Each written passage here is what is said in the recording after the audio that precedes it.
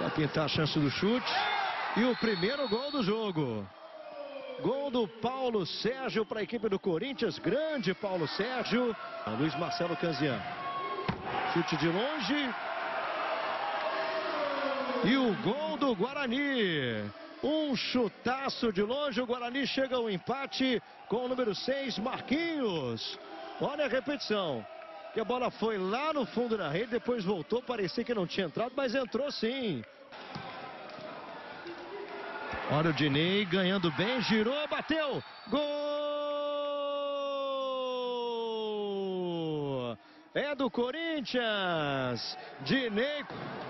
Olha o chute e o gol. O gol de empate do Guarani. A partir da nona falta, aí já é tiro livre direto, um pouquinho na frente do meio de campo. Olha o chute, bola desviou e entrou. Gol do Corinthians, Gilmar Fubá. Dagoberto. Jogo bastante movimentado, chute pro gol. Gol! É do Corinthians. Vai o Edson, pezinho para a cobrança do pênalti.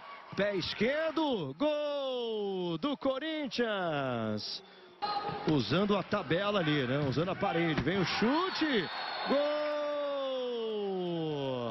É do Guarani, Júlio César, quadra número 2. Olha o Dinei na marcação, tá segurando o adversário. Olha o chute, o gol! Hugo! Gol do Guarani, Hugo, quadro número 4. Tá valendo, hein? Serginho, grande defesa na sequência, o gol. Gol do Guarani, Luizão, quadro número 9. Cobrança já aconteceu e o gol. Luizão de novo. Você acompanhando o Bragantino e Santos, 6h20 da tarde. Olha o chute. Gol. É do Corinthians, Edson, pezinho. Para reequilibrar a partida. Bola passou pelo Serginho, no rebote, gol. Gol do Guarani, João Paulo fazendo dele. Toque de cabeça, bola desviada pelo Paulo Sérgio, fica com o Gleger. Vem o chute de longe, o gol. Gol do Guarani. Que dificuldade para o goleiro Serginho do Corinthians. Vai Hugo, pé esquerdo, bateu. Gol! É do Guarani, Hugo, quadro número 4. E olha o contra-ataque do Luizão, tirando no goleiro para fazer mais um. Gol!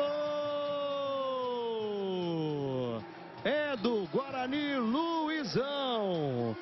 Mas é difícil. E teve coragem, porque foi um chute forte, ele meteu a cabeça na bola, desviou pro gol.